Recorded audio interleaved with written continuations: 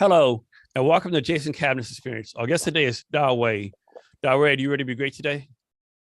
Yeah, doing well. Thanks for having me, Jason. Dawei is a graduate of Vanderbilt University and co-founder of, how you said the name of your company, Aloa, Yeah, Aloa. Doesn't really matter. a tech startup Okay. focused on making software development easy and accessible for everyone. He is part of the five-person co-founder team, including David Pawlan, while they were at college. Since its founding in 2018, over 300 startup founders across North America and Europe have used the platform to outsource the software development overseas. He enjoys writing country music and playing at bars and venues in his favorite city of Nashville, Tennessee, in his spare time. Thanks for being here today. I really appreciate it. Yeah, absolutely. Thank you for having me again. So let's start off something personal first. Talk about your background. So you're born in China and you and your family moved at 8 years old. Can you talk about what you remember about moving here from China, like the challenges, like was it like hard being an immigrant, all that kind of stuff? Um, yeah, it was really challenging. I mean, the I think the best way to describe it is, you're standing next to a pool of like really cold water, and you don't really want to jump in, but someone just kind of shoves you in, and you're just expected to swim in this new pool of water, and you don't really know how to swim, right? So that's the type of environment I think that I was kind of thrown into when I was 8 years old, and I first came to the States because I immigrated here from China and I didn't know a single word of English at the age of 8, and I started second grade here in the States.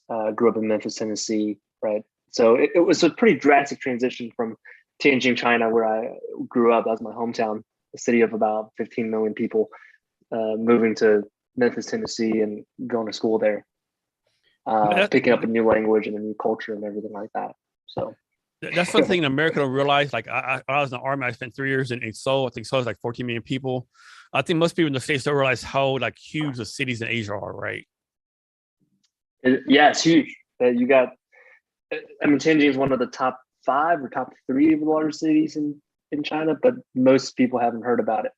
But you got Beijing, that's 20 plus million, Shanghai, that's 25 million, Tokyo is 30 million, I think. Mumbai is up there in the 30 millions.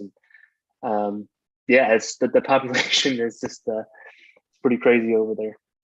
So you might not know this, but so why did y'all go to Memphis for? Because like usually, it's like I mean, I could be wrong. It's like Memphis, like a pretty white city. Like I know here in Seattle, there's a lot of Asian communities here. Houston, LA. Is there like any particular reason why that city?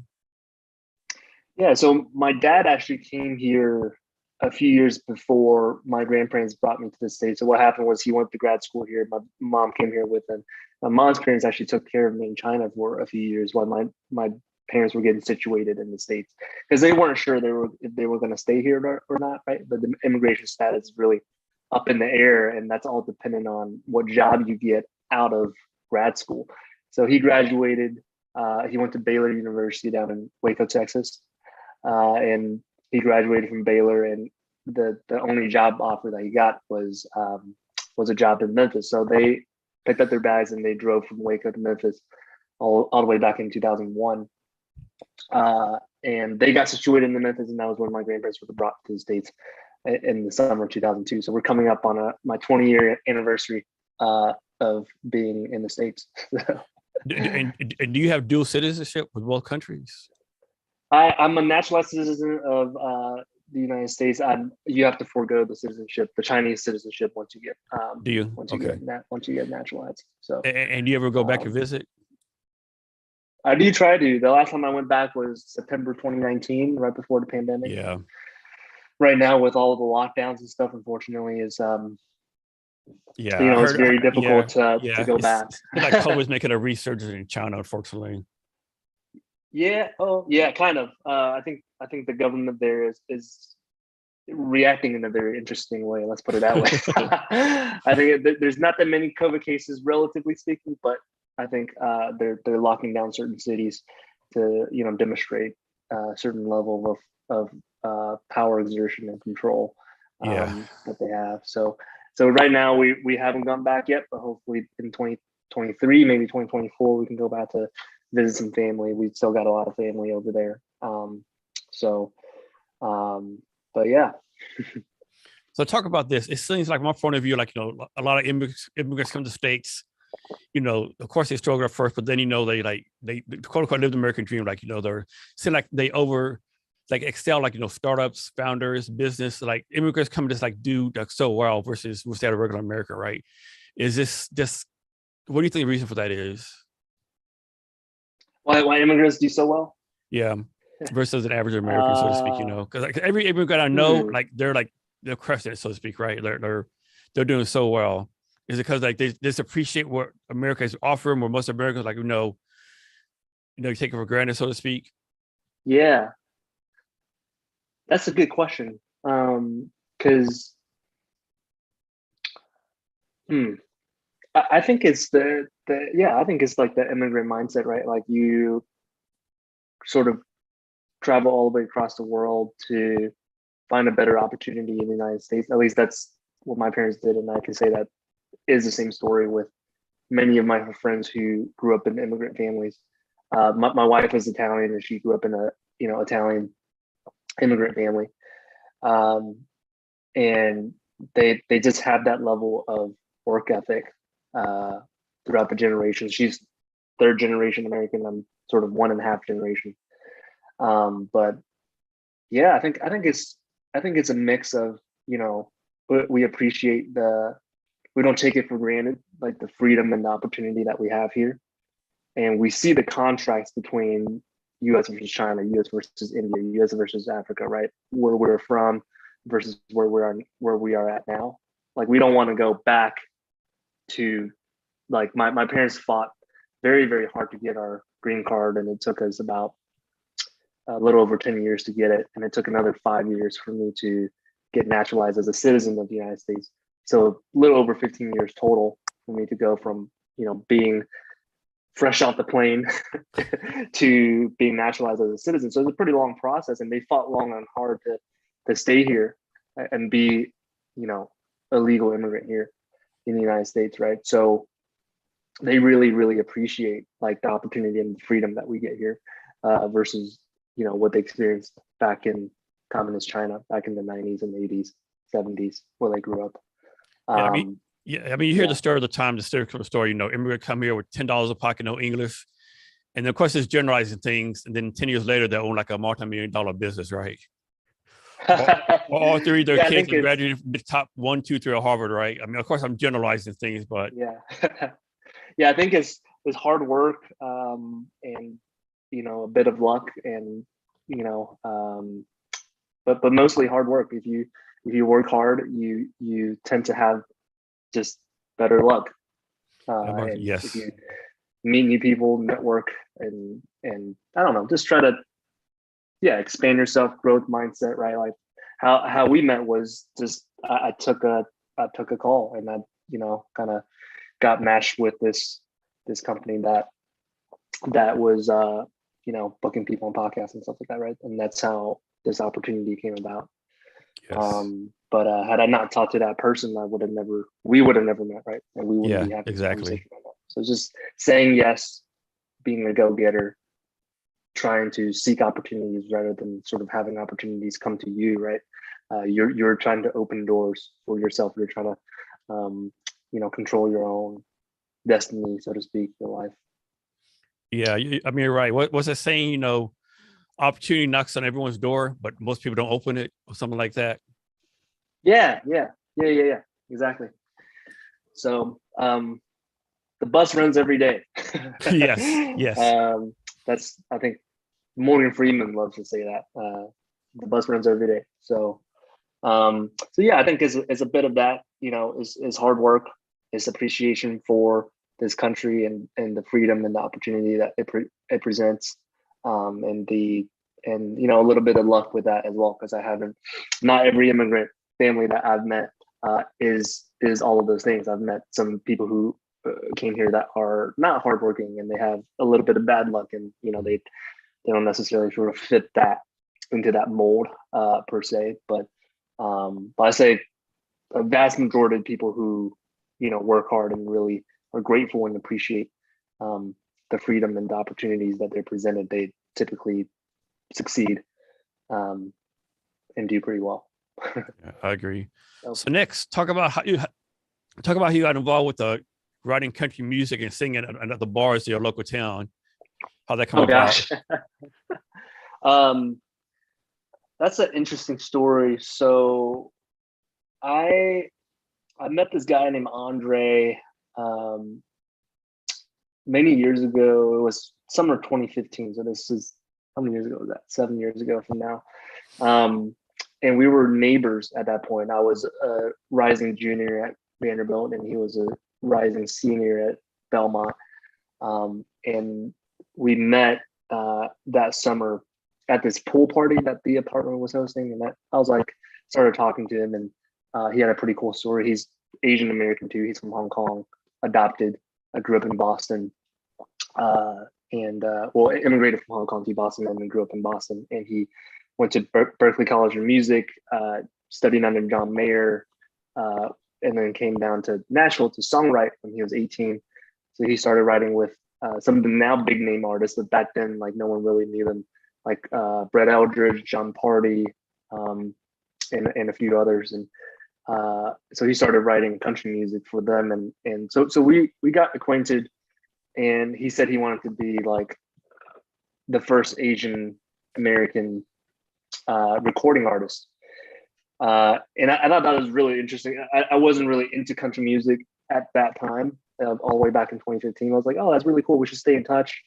You know, so I added him on Facebook, started following his Facebook page and stuff like that. Love to support another Asian brother, right? Like in whatever endeavor that he's doing. I was like, hey, we'd love to keep up with you.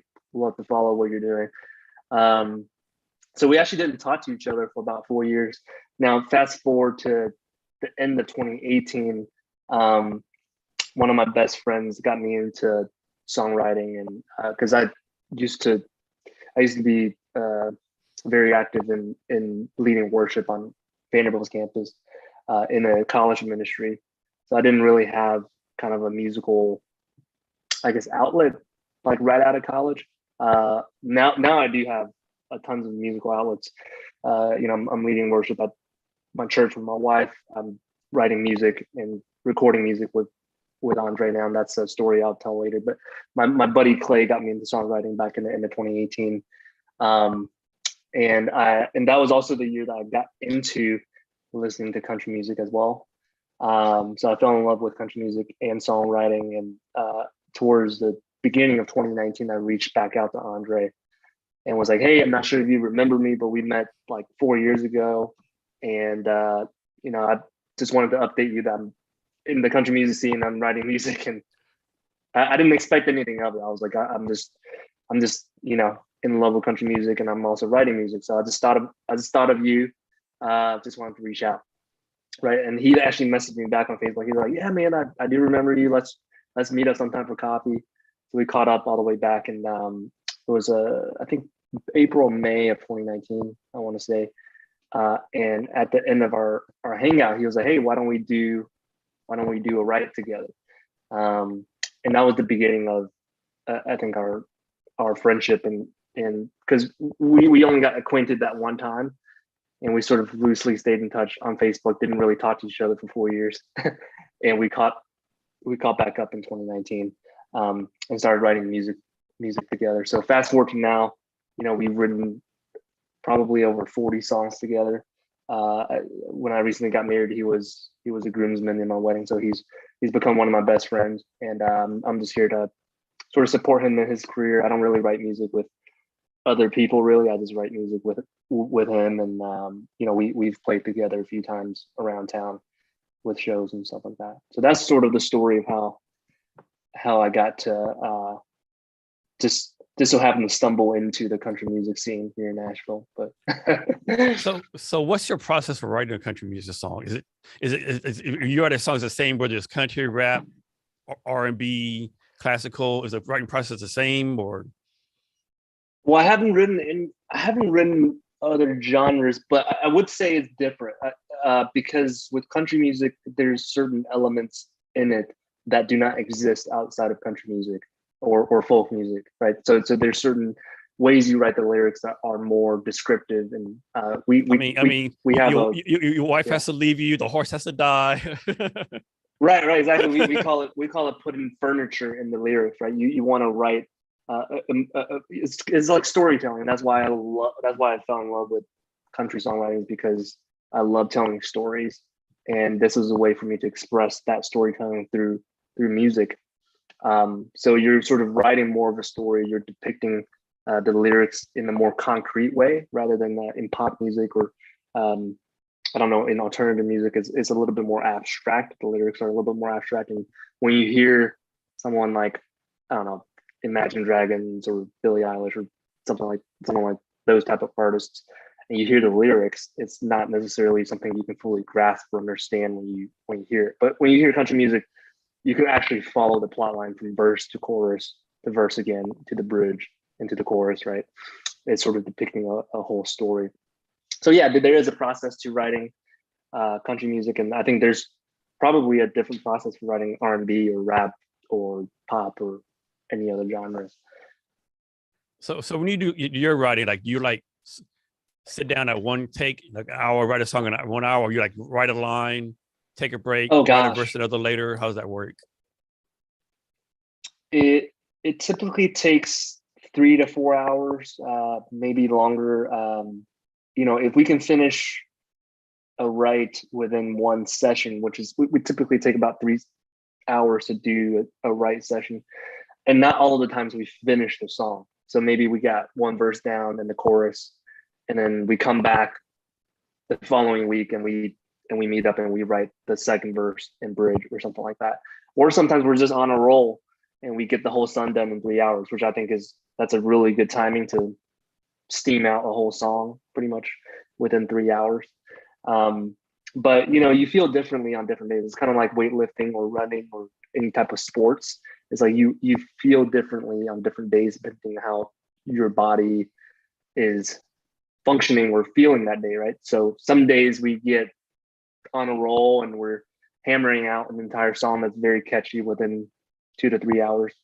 But other days we're sitting for 3 hours and we've come up with a few lines, and that totally depends on the topic. That totally depends on how we feel about the song. That depends on how passionate we are about the story and stuff like that, because some topics are just easier to write than other topics. So when you're writing a song, do you already have the music for the song, or does the music come after you wrote the song? How does that work? You mean the melody of the song? Yeah, no, the music, like the actual music. Yeah, that's a good question. I'd say for us, we've written so many songs together that we got a set process. So it's typically we meet and he's the ideas guy. I'm like, all right, Andre, like what idea do you got for us today? So he brings that idea to the table. That prompt, if you were writing an essay or a book or something, it would be sort of the same as a prompt. I'll give you an example. So one of our songs is called Irish Goodbye, right? And it's all about the story that we're trying to craft is all about a girl that is dating you and she completely ghosts you out of the blue, right? And the Irish Goodbye prompt is because someone leaves a party without saying goodbye to the people. So that's at the party, right? So that's sort of the prompt, and we sort of kind of base our song off of that topic. So from there, then we construct the verses and the choruses. But typically we try to figure out like some sort of a basic tune, basic melody, basic chord progression. And then we keep on building on top of that. So sometimes it could be the melody of a chorus. Sometimes it could be the melody of a post-chorus, and we build on that foundation and we keep expanding that into the rest of the song. And do you also go to different bars and sing and stuff?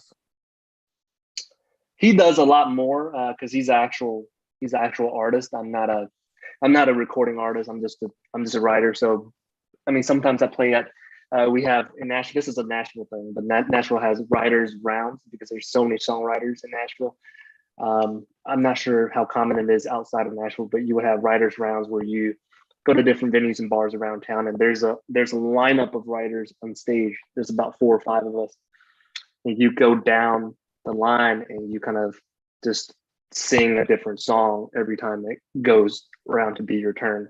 And there's people in the bar like with drinks and stuff, and people are cheering you on. So that's always really fun.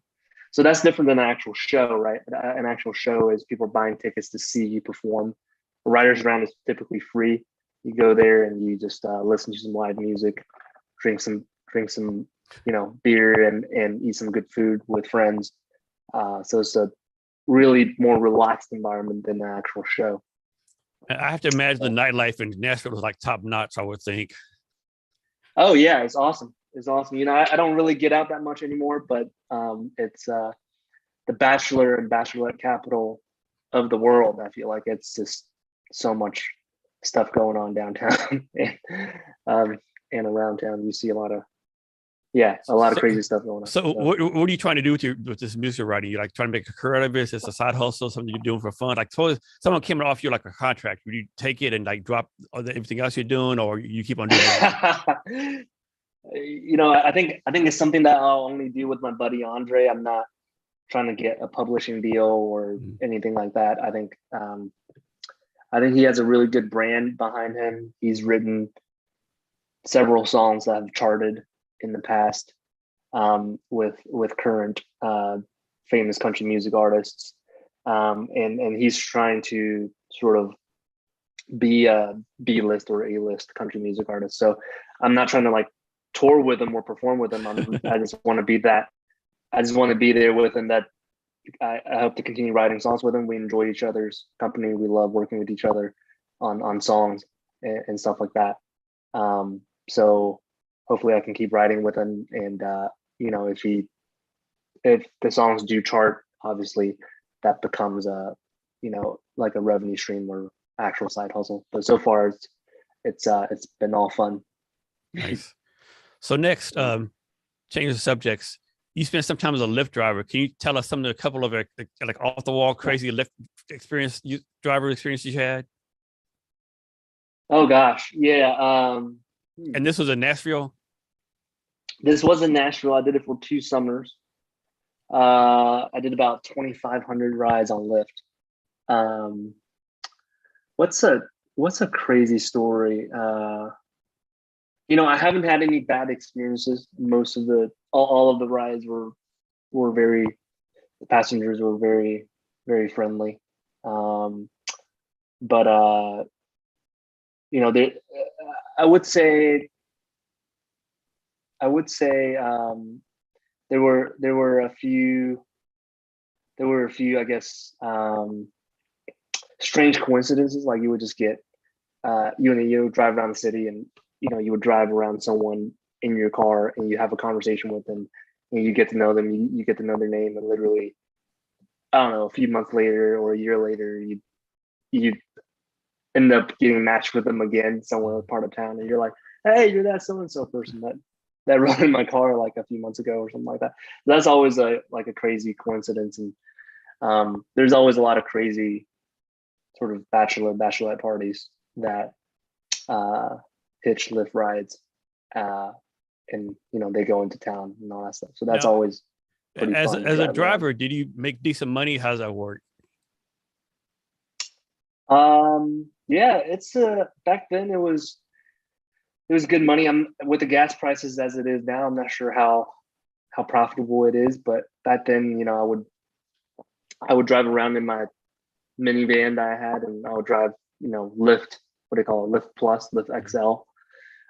So on a weekend, I could pull in around like $40 an hour. Obviously you're paying for your own gas and insurance, but to me at the time that, I was unemployed out of college, and, during college, I was doing it for one summer to sort of make some side income to sort of pay for my rent here in Nashville and support myself. So back then it was pretty solid money.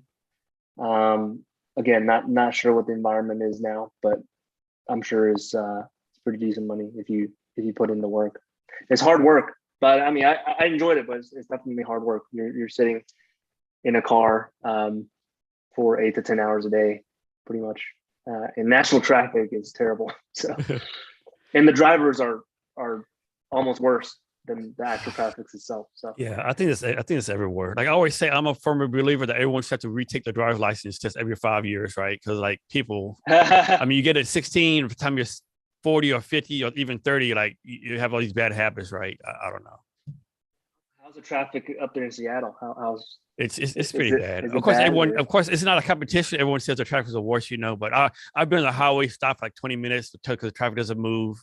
It's because my house is like maybe 45 miles from where I work at. It'll easily take me like an hour and a half, 2 hours to drive it. Oh gosh. Yeah, but usually I catch the train or the bus usually. Plus, it Well, depends on what time it is too. how big is Seattle? Is it like 3 million people, or? See, it's not that big. It's like maybe 500, 600,000 people. Like the whole area, Seattle, Tacoma. Really? Yeah. Oh wow. Seattle's it's not this big. Like the whole state of Washington only has like 3.5 million people in it, right? Oh my goodness. Yeah, Seattle, because I know Austin's bigger, San Antonio's bigger. Yeah, Seattle's not a big city like people think it is. It's pretty small. Well, even Nashville is. I think our metro area is over a million easily. Yeah. Maybe 1.1 million people. But I always thought that Seattle had more people because you guys have, crazier rent prices than we do, and crazier real estate prices than we do. So. We're pretty small. So next, I think I found this on your link. I found somewhere doing my research. It said you need to focus on sales decks over pitch decks. Can you talk about what that means? Oh gosh, where did I see that? I think it was on LinkedIn. I found it somewhere. It said that startups need to focus on sales decks versus pitch decks. Yeah. Yes. So you want to know what that means? Yeah. Yeah. So we work with a lot of startups as a company, right? And so we're just really sort of neck deep in the startup ecosystem and the startup environment. And when you're doing that, you actually see a lot of stuff that goes on from a very high level. Over the last 4.5 years, we've worked with about 300 plus different startup founders across 40 plus different industries. And you get to see a lot of stuff that goes on from, a pre-seed round startup all the way through seed, Series A, Series B round of funding and beyond. And my biggest criticism of the startup space or the startup culture in general that we've created in North America, I can't really speak to other parts of the world, but at least in North America, is startups are really focused on pitch competitions.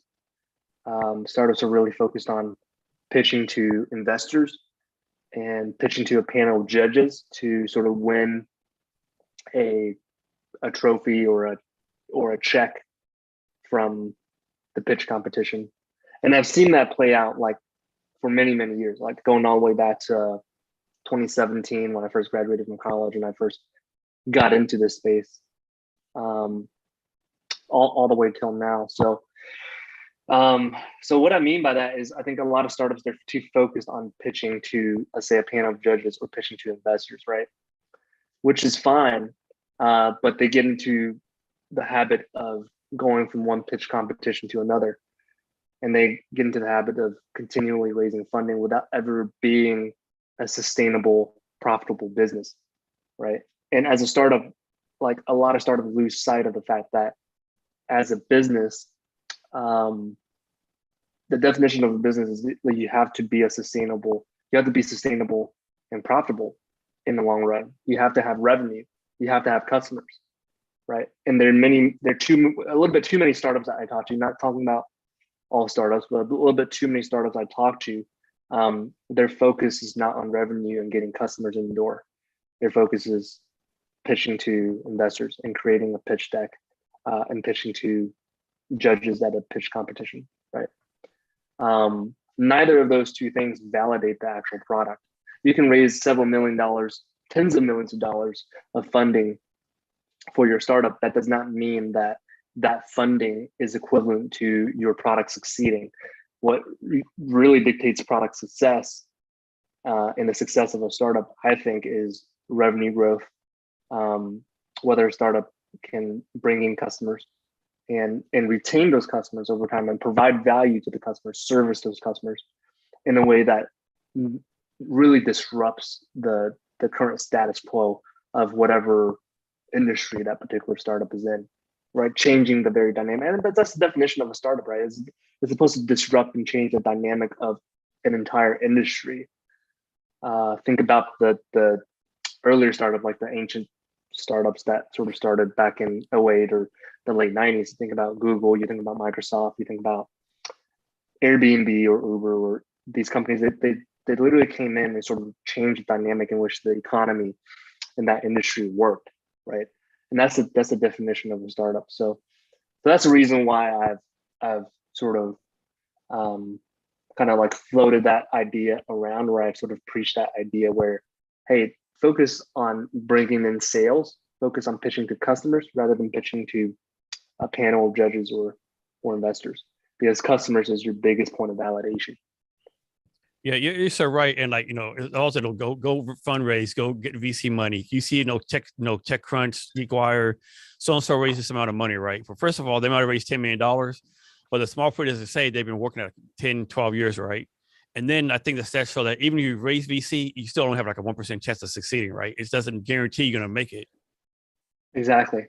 I was talking to a software developer yesterday, actually, that reached out to me, and we got on a call, and I got to know him better. And he's based out of Austin, and he recently got laid off from a startup that raised $50 million in funding, and they took 1.5 million of the 50 million to actually build the product, and they completely blew the other $48.5 million on pivoting and switching to different industries and stuff like that. They started as a crypto blockchain app, and they pivoted eventually to just a digital banking app. Those are very expensive pivots, right? A lot of these startups, they raise a huge round of seed or Series A funding. And that company, by the way, went under because they raised too much funding for their Series A. And if you sort of follow how the funding rounds go, your later funding rounds has to be bigger. Yeah, you can't go underwater. I think it's called you can't go underwater. Right. Like yeah, you can't go underwater. Right. So that just raised the bar so high that their company completely went under, and they had to fire everyone because they raised such a big round. And he was like, the company would be doing really, really well right now. They finally got a product going before they went under, but that product was gaining traction. And he said that if the company had raised 1.5 or $2 million instead of 50, they would still be alive right now, and they would be gaining a lot of traction. So it's just we're living in this era, and it's coming to an end right now with the Fed interest rate hikes and the recessionary economy that's looming, in across the world, really. But it's just this obscene amount of capital that has been deployed irresponsibly, especially over the last 2 to 3 years with artificially low interest rates. And stuff like that. Just the amount of money that are just out there is crazy. I know a guy who is here's another example. I know a guy who's like trying to build an app in the crypto space, and he met his co-founder on, I think it was Twitter. So they never sort of met, but they assembled this co-founding team, and they're trying to raise a pre-seed round of funding at $8 million. But they're raising $8 million without a product and without any revenue. for a pre-seed round, 8 million, man. 8 million. And that just shows you how. Are they related? Are they related to Elon Musk or Zuckerberg or Bill Gates or anything like that? No. I mean, he's not. Yeah, he's just a regular dude. I wish the best for him. I think he's a very smart, very bright guy, and he, recently quit his job at a big corporate company to do this. But that just shows you how crazy it is that people will throw $8 million at an idea that is pre-product. The product hasn't been developed. It will take two years to develop the product, and it will take maybe another 3 or 4 years or longer to make the company profitable if they generate revenue. So yeah, So it's really interesting what's going on out there. So anyways, circling back to the original topic, like that's why I think startups should now be focused on revenue generation, on profitability and sustainability as a company, because you look at the NASDAQ, and over 40% of NASDAQ companies do not make money. They lose money every quarter. You look at this overall in, I think the top, I don't know, 2,000 or 3,000 companies in the United States, about 20% of those companies are zombie companies. They're funded by this low interest rate environment, and they keep borrowing money to keep themselves alive, right? And that's about to completely shift as we sort of enter into this higher interest rate environment where the Fed is hiking up interest rates, and money doesn't come as cheaply as it did before. So yeah, I don't know. One thing is crazy. Like just a few months ago, there's all this VC money everywhere. Then there's like a snap of a finger, it's all cut off, right? Like you can't tell me about this dry powder just disappeared, right? It's like, oh, so now you give them startups $10 million on an idea. Now it's something different, right? It's like too quick of a switch, I think. But who knows? Yeah, I think it's a very quick switch, especially I've heard in the fintech and crypto markets, especially. The sentiment has changed a lot for the followers of your podcast that actually follow sort of crypto movements, crypto price action. What happened recently with Luna and the price collapse there spooked a lot of people. Bitcoin recently dropped to around $20,000, up from as high of $69,000. Pretty scary stuff. So I think there's a lot of fearful sentiments out there right now, especially in the blockchain crypto space, fintech space. So what's the Nashville tech scene like right now? The tech startup scene in Nashville is like pretty vibrant, a lot of stuff going on there. We got some bigger companies moving here. We got Oracle that's supposed to build its headquarters and finish its headquarters in Nashville around 2027 to 2028. We got the second largest Lyft headquarters outside of San Francisco and Nashville. We got AllianceBernstein, who moved their office from New York down to Nashville about a year or two ago. Amazon opened the supply chain headquarters here, around, I think, 3,000 people in that office. So I think big tech is slowly moving some of their offices here. In terms of the startup ecosystem, it's pretty close knit. I would say it's not as crazy as Austin or Chicago or Atlanta, New York, LA, Bay Area, but it's probably a secondary market. I can confidently say probably we got a decent amount of startups in our tight knit ecosystem, but it's nothing crazy though. It's maybe a few hundred startups. Are startups able to raise money there, or they have to go to like different places to raise money?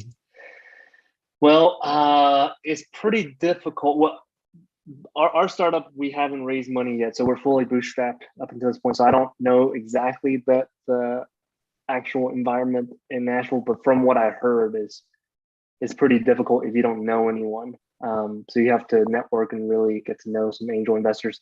There's a few really good angel investors in town. I know a few of them that writes checks, 25, 50, 100 grand checks for startups and stuff like that.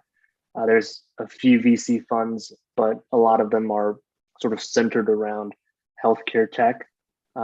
Nashville is the healthcare service capital of the United States, with HCA being headquartered here, and a bunch of other hospitals around here, a bunch of healthcare companies headquartered out in Nashville. So there's a lot of healthcare tech, a little bit of music tech coming out of Nashville.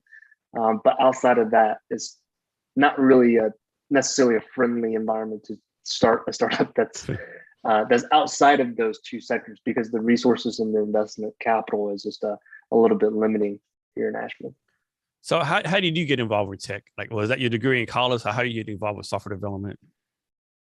Yeah, so pretty windy road in terms of how I got here. So I actually majored in economics, minored in environmental studies at Vanderbilt. And it was there where I met my co-founders when I was a sophomore, rising junior at Vanderbilt. And and those co-founders, they're still working with me today, give or take a few people that have left and came in over the years. But I met my CEO, Christian, when I was a sophomore and he was a freshman at Vanderbilt. And we just started building cool apps and products that we thought people would use.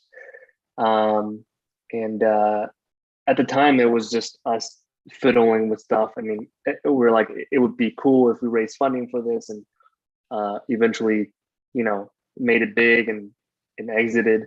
But none of those apps took off, right? So we were just building these products and we learned a lot from them.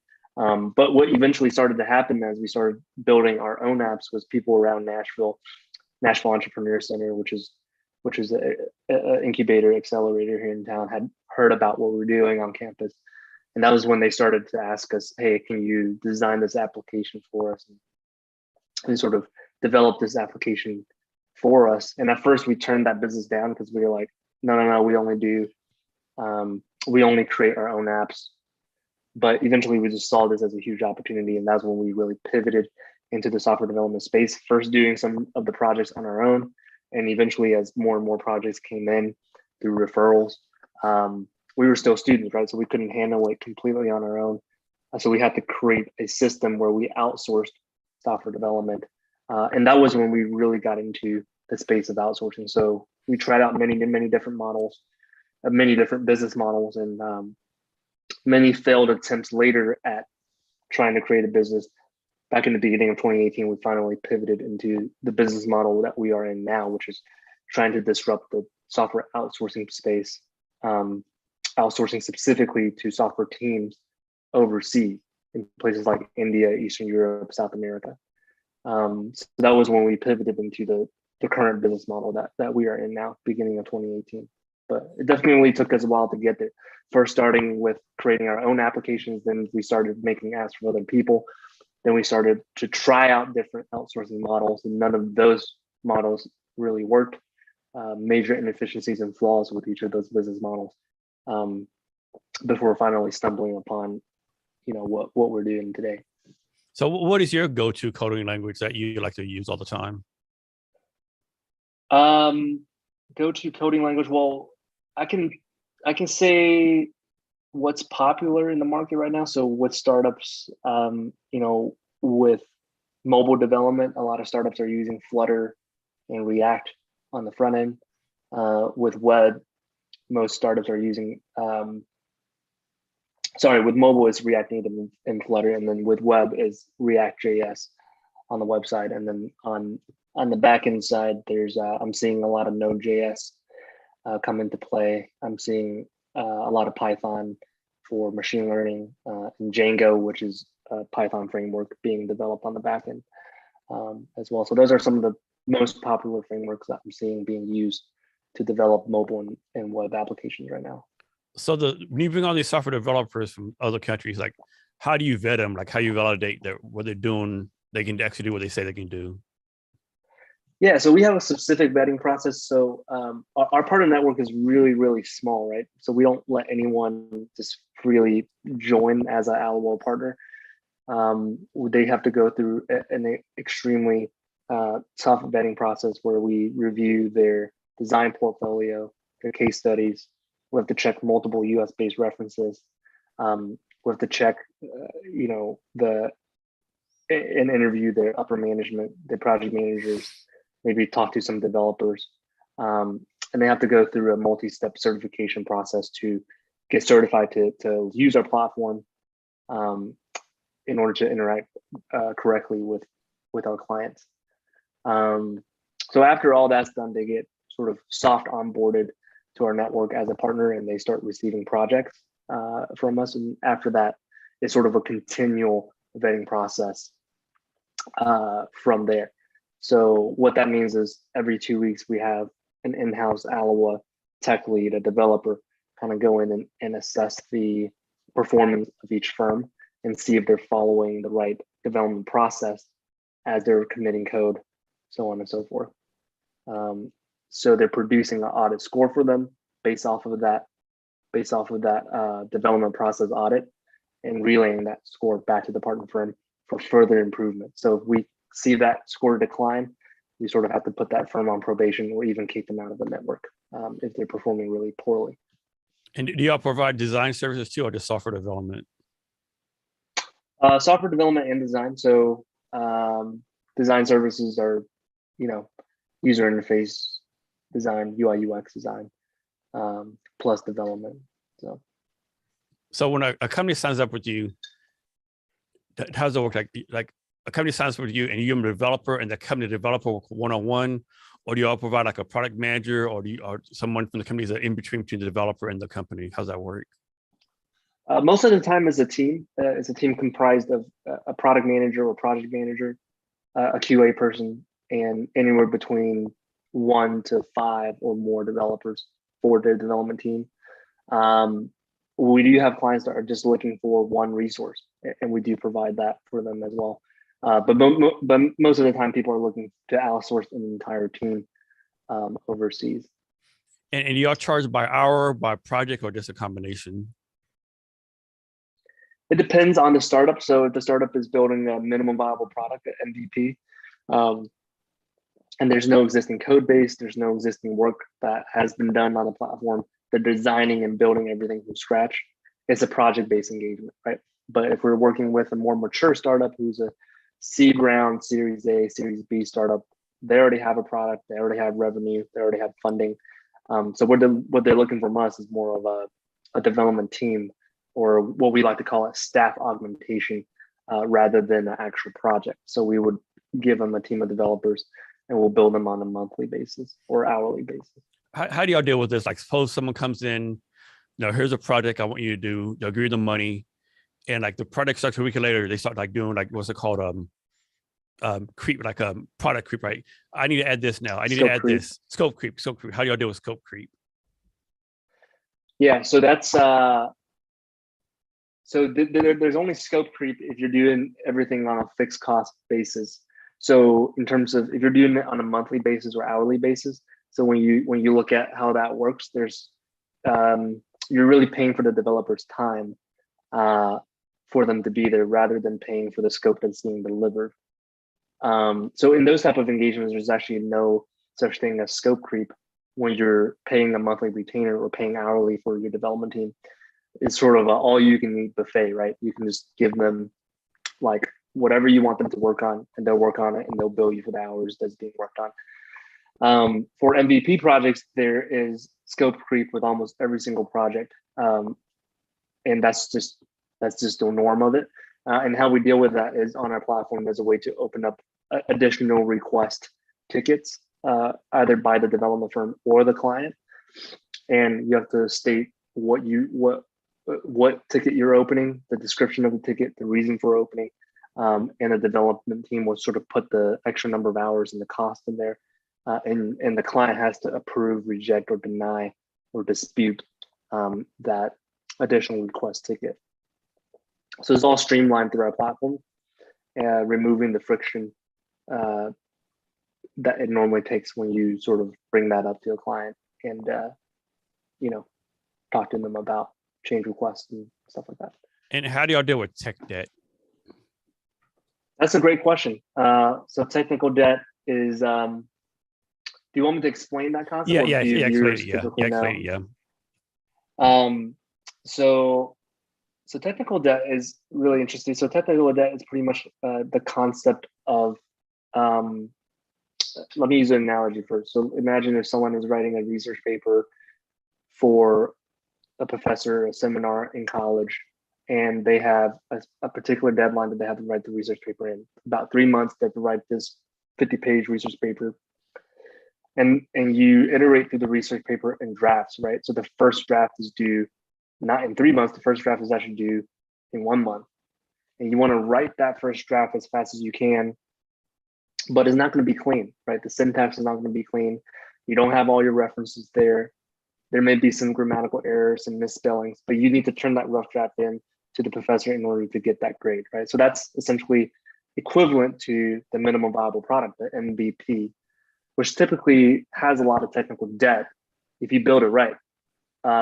You can take years to build it and eliminate technical debt, but if you build it right, you should have a lot of technical debt Not so much so that it's not scalable or not usable after the MVP is, gains traction and is supposed to be scaled, but supposed to have enough technical debt to where you can build it in about 6 months, which is really, really fast for MVP development. Launch into the market, prove the validity of your hypothesis, and then scale your product from there. Now, going back to the research paper essay analogy, as you write different versions of the essay, you're iterating on that original essay. You're making that essay research paper better. You're adding all of your reference points. You're annotating and editing the syntax and the grammatical errors, and you're making sure that everything is spelled correctly. You're making sure the essay flows from point to point and the arguments are really, really good. And at the end, you have a finalized research paper that you're ready to turn in at the end of the semester. And that's the progress, the same thing as sort of writing code for a product that is going from MVP to a more mature product, version 2, version 3, version 4. In the industry, we do something called code refactoring, where the developer goes in and sort of optimizes the code base to make the code base more scalable, make it better, more efficient. And that's sort of analogous to you writing the research paper and making that research paper more readable, less grammatical errors, less syntax errors, to finally turn into the professor as a finalized research paper. Now, the difference between a research paper and a technical product is the technical product should be continually iterated forever. As long as the technical product lives, there's no end to it, versus an essay. Sometimes you get to a certain point and you're like, all right, this is good enough. I'm turning it in for the final grade.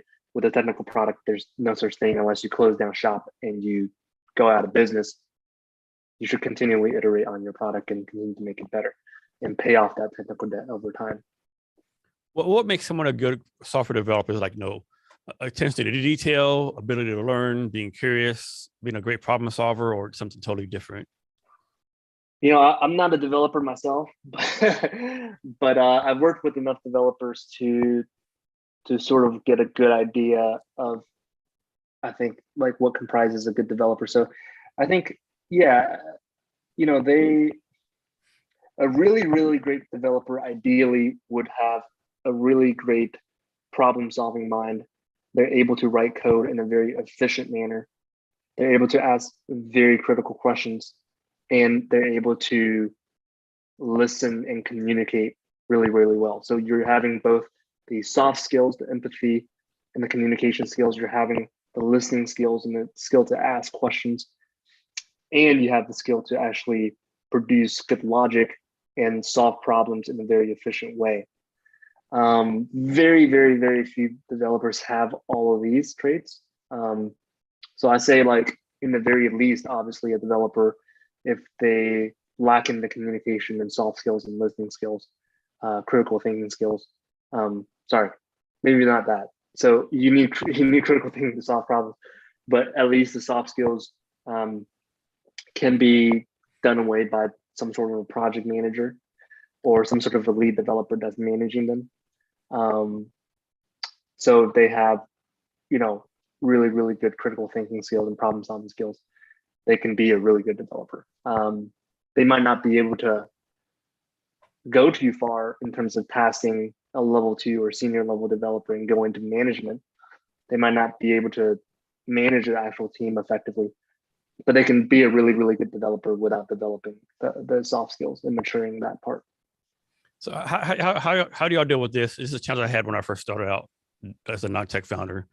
Like, I use an analogy, like, you ask, John opened the door. John gets up, opens the door. You ask John, the developer, you got to say, John, developer, get up a 20-degree angle, do a 20% thrust, turn the doorway 90 degrees left, pull it out with this thrust, right? So it's like with the developer, you got to say, regular you can say 1 through 10, but developer, you got to say 1A, 1A1, 1A2. And I think a lot of non-tech founders don't get that at first, right? And it's like, how do you work through that kind of stuff to make sure the communication is good? To make sure the communication is good between the founder, a non-technical founder, and a developer? Yeah.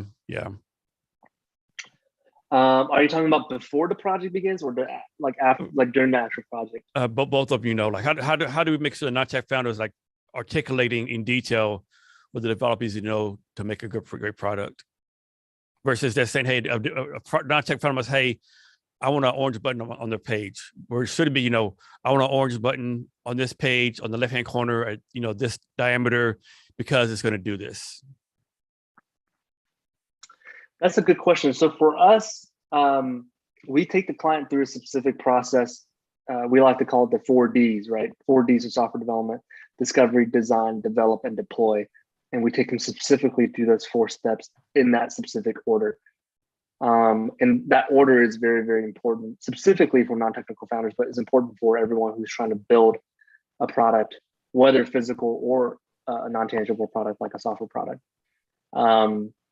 So in the discovery phase, we get the founder to really express their ideas, and we teach them how to write features and user stories. It's not hard to teach people if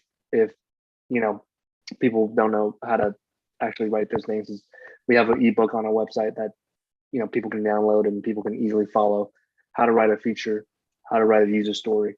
And once you have that scope document ready, you're pretty much ready to go into some sort of a basic wireframe, right? Wireframe the basic outlines of what you want the platform to be. After the wireframes are solidified, then you can move into something called a high fidelity design. Now, the wireframing in the industry, we call that a low fidelity design, which means there's no colors yet. It looks kind of crappy. It looks kind of chunky, clunky.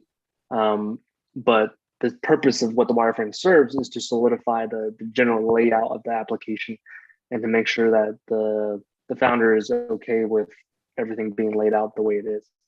So after that's designed, we then move into a high fidelity design / prototype, where you actually add the colors and fonts into it. And after that's done, we actually start developing the application. So I think with non-technical founders specifically, they have to build up to that point of it being developed. Now with technical founders is different, because they typically already know how to wireframe products or even design products. A lot of technical clients have served as product managers or CTOs for previous companies. So they would come to us with a prototype or wireframe already done.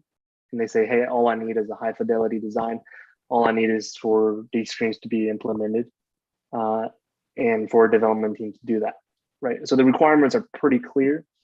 It's almost technical. They typically already have written down user stories and acceptance criteria and stuff like that.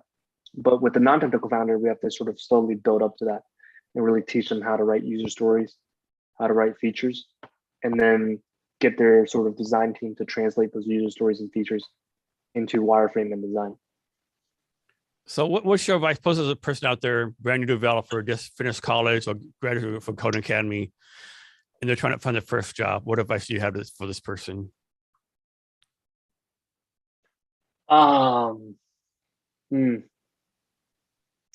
Well, given that I couldn't find a job out of college, I'm not sure if I'm the best person to ask. But I'd say the best advice I can give to anyone that's maybe coming out of school and they're trying to find a job, I'd say, if I were to talk to my past self and give myself advice, I would say that the questions that you ask is more important than the answers that you give in a job interview. And what I mean by that is sort of, you have to be inquisitive, you have to be curious, and you have to have a natural desire to learn more about the company that you're being interviewed by, that you're applying to, because that shows interest and that shows intelligence, right, to the interviewer, right? Rather than just answering interview questions, which is good. You have to answer those questions in the correct way or in the way that they want in order to get the job, right? But I think now I'm on the other side and I interview people to be part of my sales team, I'm looking for how inquisitive they are, especially if they're in sales or in business. I want to learn how inquisitive they are, how many questions they ask, what type of questions do they ask? Are they good questions or bad questions? So I say, yeah, like the questions that you ask is more important than answers that you give when you're interviewing with different companies. Yeah, I always say if you want to guarantee not get the job, ask no questions at the interview. That's I think that guarantees you're not get the job. Won't get the job. I mean, exactly. And another thing I would say is as much as the company or organization is interviewing you, you should also be interviewing them, right? They're interviewing you as the candidate to see if you'd be a good fit for the company or organization. You should be interviewing them to see if they are a good fit for you. And that's something that I never took into account when I was job searching and graduated from college, because I was so desperate on trying to get a job that I was just trying to, appease people in an interview or trying to land a job without ever really asking or seeing if that job was a right fit for me, right? And in order to see a job is a right fit for you or not, you have to ask them a bunch of questions about different stuff like management structure, management culture, pay structure. All of those, are good questions. And there are many other questions that you can ask an employer that then makes a good impression. So y'all have like around 300 clients. Can you talk through like how you got so many clients so fast? What was the process? Like, I guess you have a great marketing plan. How that works? Yeah, well, let me clarify. So we worked with 300 plus different founders. At the startups that we work with typically have 2 to 3 founders.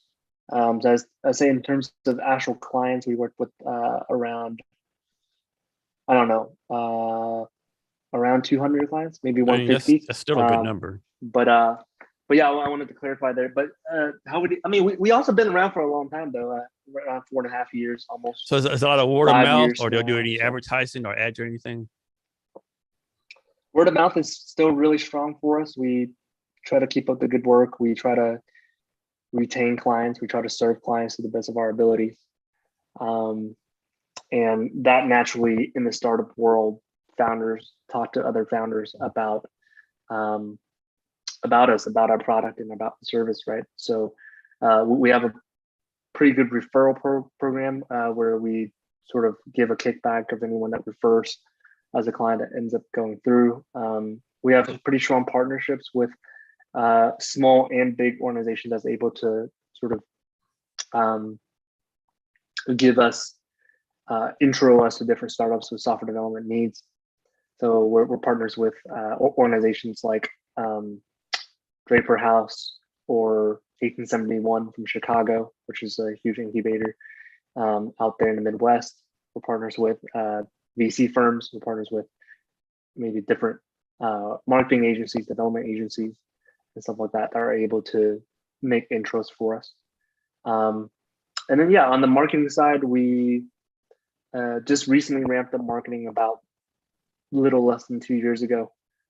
So we got a little bit more of a web presence now, ramping up SEO, things like Google Ads, content creation, publishing blogs, and stuff like that. So that's definitely helped us a decent amount in terms of gaining even more traction. So I think, in my opinion, right now we're scaling to 10 million a year in annual revenue in the next year to year and a half. And I think from 0 to 10 million, you can build a business on word of mouth and business development. From 10 million, we want to scale to 100 million in about 6 to 7 years, right? So 10 to 100 million is going to be a completely different ballgame, and it's going to be a lot harder to scale with word of mouth and business development. So a lot of the 10 to 100 million scaling game would have to be mainly pulled by brand recognition, brand equity, ads, content creation, all of that stuff. And of course, word of mouth and business development will assist that. But up until now, our main source of business majority has come from our partnerships and word of mouth. what's your process for this? And I have no idea if this happened yet, but have you ever had where you had a quote unquote fire a customer because it wasn't a match or something didn't work out? And how do you go about doing that? Because I think it's important that you have to be able to fire a customer sometimes, I think. Yeah, absolutely. It doesn't happen often, but I can account for, gosh, how many times? Maybe 3 or 4 times total that has happened to us in the history of our company. We try our best to never turn any bridges. We always, whenever there's a conflict, we always try practicing turning the other cheek, and dealing with our clients in a loving and gentle way, in a very respectful way. We never, up until this point, knock on wood, we've never had any legal action or legal lawsuit come up with us, even though there's been a decent amount of client fires, and a few of those client fires have led to us terminating an agreement, or led to us firing a certain client because they were not complying with our contract, or some clients were simply like very, very rude and unprofessional to our developers, and that's sort of a we kind of have a zero tolerance policy against certain stuff like that. If you're being racist against a foreign developer and you're saying racial slurs or something like that, and just being outright rude, right? We can't be working with those type of clients, because then our partners wouldn't want to work with us, because then we're bringing them clients that are difficult to work with. So yeah, we've had to have a few tough conversations with them, but we always do it in a very respectful and a very gentle way. It's like, hey, XYZ customer, we really enjoyed our relationship so far. I think due to XYZ issues that have come up in recent times, I don't think it's a good fit for us to continue our partnership or collaboration with each other further. So love to help you transition to your new development team. Let me know how I can best assist you in that. So it's something like that, right? That's very respectful, very gentle. We try not to burn any bridges and say, you're a bad person, we're never want to talk to you again. You never want to do that in the world of business, because no, you don't. You really want to create a business. You really want to try to be as blameless as possible. And blameless doesn't mean perfect. It just means that you don't give people the rock to be able to throw at you, because you've treated them with respect and kindness, and they have nothing but good things to say about you. So yeah. So walk us through this. Like, suppose there's a non-tech founder right there. Non-tech founder has a little bit of money, has an idea, and he needs to decide, is he going to go try to find a CTO or senior developer to work with him? Is he going to outsource, or is he going to take the time to learn the code himself? Which one of those options? Yeah, talk about the pros and cons of each one. Like, should I like someone should cut this? Let me just break down for a year and learn the code myself, or go find maybe give half the company away to the developer, or outsource. I'm sure there's pros and cons of each one, right? Right. Well, before they start that, the thing I would say that a lot of founders actually miss and jump the gun a little bit too fast on is they need to do market research. You need to validate your product idea and the validity and your product until it's used by users and generates revenue is pretty much just a hypothesis, right? It's not a business yet, it's a hypothesis. So you want to validate that hypothesis before you turn it into actual business, because the moment you turn it into actual business, there's a lot of investment that needs to go in. You need to invest in designing and developing the product. You need to invest in legal fees. You need to invest in marketing dollars. You need to invest in so much time and energy gets invested in this. And I've seen way too many founders go 1, 2, 3, even 4 years, even more years down the road. And they have a product, they have some users, they raise a bunch of money. But again, like going back to that first topic that we talked about, there's no validation there. They haven't generated any revenue, or they generated very little amounts of revenue, right?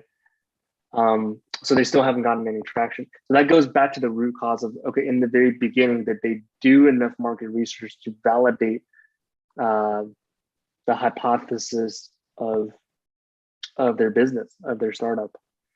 And if a lot of startup founders honestly ask themselves that, they would say, no, like, I haven't validated my idea in the first place. So that's the first thing I would say before you even jump into finding a CTO or learning how to code yourself or learning how to finding an outsourced development team. Those are all very energy and time intensive things, right? So you want to make sure that you're investing your time and energy and money into the right thing, and not something that is just an idea because you think is a good idea. No, you have to market. You have to actually validate the idea, make sure that it's good first before you step into finding a CTO or building out your own product or outsourcing that product. And y'all are a fully remote company, correct? Yeah, we are. Can you talk about the advantages and disadvantages of that? Yeah. Gosh, there's very little disadvantages. I can only think of advantages. I mean, the disadvantages, I guess, we do a company retreat about every 6 months and we get together as a team. We fly to a different city. Like, we want to meet in Seattle and the Pacific Northwest soon as a team. So we fly everyone out to a different city. And we meet up as a team for about 4 or 5 days. And those are always really fun, right? We progress a lot in terms of brainstorming and working together as a team. So that's something that we definitely lack as a remote team, is like, we only get to have, that in-person time about once or twice a year. But the advantages are tremendous. I mean, the biggest advantage being we don't have any overhead costs in terms of office. You don't have to deal with any of that. So we're operating on a super lean level as a company. And then the second big advantage is we can work wherever we want, whenever we want, as long as we get the work done. So we have people all over the place. One of our co-founders is a digital nomad. He's been traveling all over South America, and he's planning to travel Europe in about a month or so. So yeah, those are some huge advantages, I'd say, being a full remote team. So, change the subjects. Besides writing country music, what do you do for fun? What do I do for fun? I love playing tennis. I'm a huge tennis player. So love playing tennis, love watching tennis. My wife and I, we love, like, opening up our home and sort of hosting people on the weekends, really blessing people with a dinner. Love cooking dinner for people and just having people over at our house, and having intentional conversations. We love going out to eat the different restaurants and stuff like that in Nashville, because Nashville has a huge food scene. But nothing really parallels or compares to having someone in your home and having a conversation with them for 4 to 5 hours and having that intentional conversation, right? And then how do you take care of yourself? How do you take care of your wellness, your health, all that kind of stuff? How to take care of, I wouldn't say I'm the best at it, but I try to, we, as a company, we have KPIs for each person, and a lot of people, we call it a mental health and wellness KPI that a lot of us have to hit. So we take those as seriously as we take any other work KPIs that we have to hit.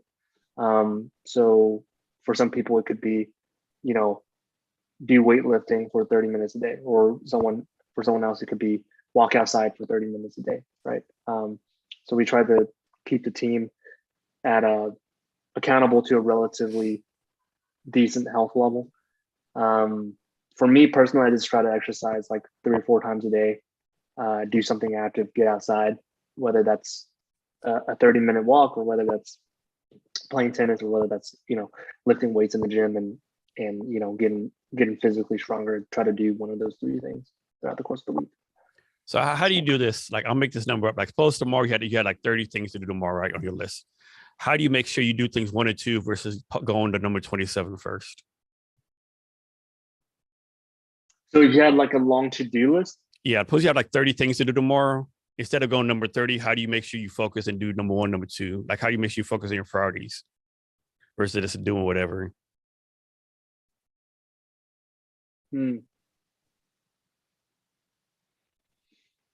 That's a good question, right? So I think it goes back to the 4 quadrants. If your listeners have ever sort of gone over that with them in terms of sort of urgent tasks versus important tasks, right? So there's some tasks that are important and not urgent. Some tasks are urgent and not important. Some tasks that are both urgent and important, and some tasks that are neither urgent nor important. And those are something that you need to completely ignore, right? So so I think in terms of prioritization of tasks, you can prioritize it in that way in terms of knocking out the things that are important and urgent.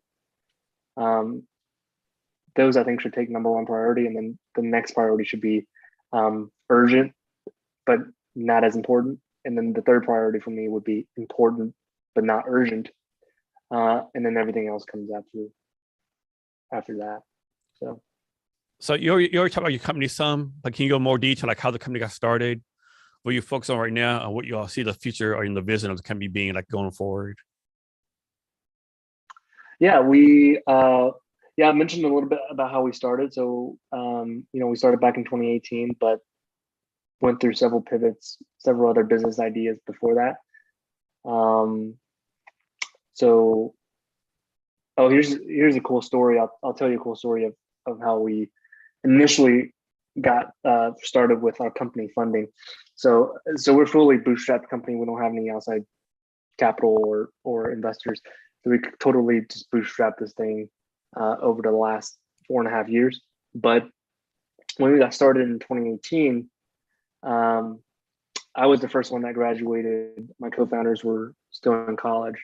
And if you remember, like in college, I said we did a few projects as students. We had a LLC registered.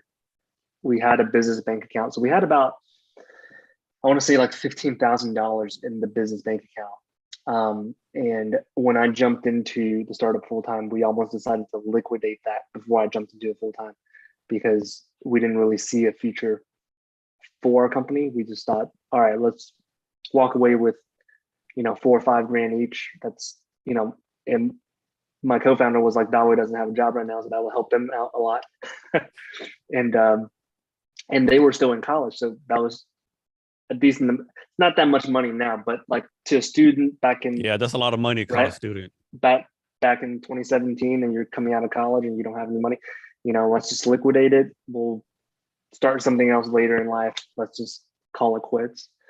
So I called up my CEO and was like, hey, I really feel like God's calling for me to do this, man. Like I want to do this full time. I want to give it a try. Just give me one shot. You don't have to pay me. Like I want to give this a full-time shot. So anyways, we decided to sort of, instead of liquidating that amount, we decided to take sort of that amount of capital and reinvest back into the company, and snowballed that $15,000 into a 7-figure business. So that was sort of how we got started. We did have a little bit of capital to work with, and that capital went to paying out my first year salary. I kind of pay myself $8 an hour when I first started out. And nothing too crazy. Nothing too crazy. Yeah, just nothing too crazy. Still have the drive Lyft on the side to make ends meet. I could barely break even at that point. And we were really, really lean, right? Again, my co-founders were still in college, or they went to take jobs at Google and Amazon and Capgemini. And a year later, we had pulled enough revenue into where they ended up quitting their jobs at those companies and jumping on board full time back in 2019. And that was when we really grew from in 2020 we doubled our revenue. 2021 we doubled again, and then we're on track to double again our revenue this year in 2022. But in the beginning it was just me full time. It was a very lonely gig. My co-founders were on Slack with me, but they were working full-time gigs, right? They were working, one co-founder was still in school Three other founders were working at these big companies. So it was really just me kind of on this Slack workspace alone throughout the course of the day. So that's interesting times for sure, like when we first got started. But I think where we're going now, we're scaling to 10 million in revenue. After that, we'll try to scale from 10 million to 100 million within about 6 to 7 years as a company. We'll see how long that takes. It could take longer than that, maybe 8 to 9, maybe 10 years. Who knows? We're here to really, we really want to focus more on quality, and we will never forsake quality for the sake of scale. So we really want to keep the quality high and deliver high quality outsourcing for our clients. And in the long term, I think we want to be the gold standard for not just software outsourcing, but any type of outsourcing. So you go on a platform where you can find, manage, pay, view data insights into any type of outsourcing engagement all through one platform. So that could be software outsourcing, that could be outsourcing marketing, that could be outsourcing accounting, different types of high skill labor. So we definitely want to get into other verticals in the future. So yes. So there's so many companies out doing software development outsourcing, right? Like it's like they're a dime a dozen. What do y'all do differently from other ones that make y'all so much better? Yeah, so I think the way in which we view the problem and the way in which we operate our philosophy is entirely different than our direct competitors. So first of all, we're not an agency, right? So we're a closed marketplace that leverages technology and data insights to be able to de-risk software outsourcing operations and increase success rate of software outsourcing. So our competitors, all of the competitors that we've done research on, I'd say they all provide a highly vetted marketplace. Some provide a payment engine to be able to pay out that developer, but there's no vertical integration there, right? So the problem with solving and making any type of economy more efficient, not just the software development economy, but any type of gig economy more efficient, is not a vertical issue, but rather a horizontal issue. So what I mean by that is throughout the course of an engagement with a particular resource in the supply chain, there's multiple parts of that engagement or multiple areas of that engagement that has inefficiencies, right? In finding and vetting, matching the client to the right resource, it's only solves one of the verticals, but it does not solve the rest of the verticals when it comes to working with that resource. And that's especially true when you're working with a software team or software developer, because so many things can go wrong after defining and vetting. So just creating a highly vetted pool of developers who are highly qualified and highly vetted, and you match them to the right team, does not actually solve the problem of the software development economy as a whole. They only solve the problem of finding and vetting, which is about 5% of the entire problem that we face in the entire market. So then you have to ask, what about accountability? What about transparency, project management, international payment, all of those things? So, what we've done is we created a platform that is able to solve those problems through our project management tool, through our payment tool, and data insights to create more transparency into your software development team. And how many people are on your team? Right now, there's only 6. So we have a pretty small core team, and there's always a class of interns with us every semester. So we typically have about 3 or 4 interns with us. And so when you say the team only 6, that's not counting the software developers? No, yeah. So the software developers are our partners, right? So they're not our full-time employees. So within our partner network, we have 10 global partners, over 1,000 designers, developers, project managers within our partner network. So there's a lot of resources that we can tap into. There's a lot of leverage that we create with our partner network. Okay, so the developers are actually, they're not employees of you. They're like more like contractors or like partners, like you said. Right. Yeah, partners. More like almost like a subcontractor, but we're not acting as a subcontractor, right? We're acting as a platform, and we give our infrastructure and platform out as a service. And our contract sort of stipulates that the development team is responsible for development, and Aloa is responsible for our platform. We're responsible for the audits and the relationship management piece.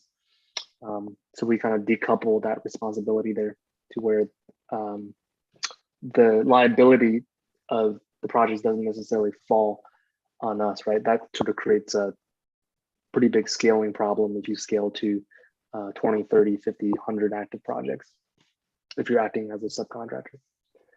So you already gave some great advice how to, validate your idea, different things like that. Can you give any more advice, like maybe a brand new entrepreneur like just getting started out? Just getting started out. Man, there's so many good ones. The one I always like to give is one of my favorite quotes is fall in love with the problem, not the solution. I think we might have touched on that slightly, but what that pretty much means is you want to fall in love with, you want to be obsessed with the pain points and the problems of the market and solving that problem rather than creating a solution that you think is good and falling in love with the product or solution that you've created. You want to absolutely be obsessed with solving other people's problems and creating a solution and product that solves other people's problems. So that's something that we had to learn the hard way through several failures as we created products that we loved, not necessarily the market loved, because it didn't address actual market pain points. So going back to that market research topic, right? You actually want to do the market research to discover pain points, because all a business is at the end of the day is you as an entrepreneur or a business owner, you see a need or a pain point in the market and you're filling that need with your product or service, and you're charging a specific price for your product or service based off of the how big that pain point is in the market.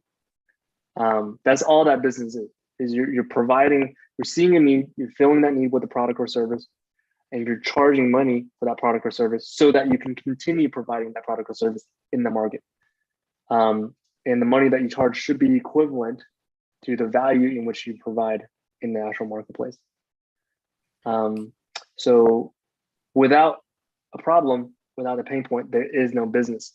And unfortunately, in the startup space, we're seeing a lot of businesses being created that are not actually solving problems. Very true, very true. Can you talk real fast, like how you figured out your pricing model? Like, do you just come to the price model off the top of your head, or you had like do several iterations to figure out what the right pricing model should be for y'all, what y'all provide?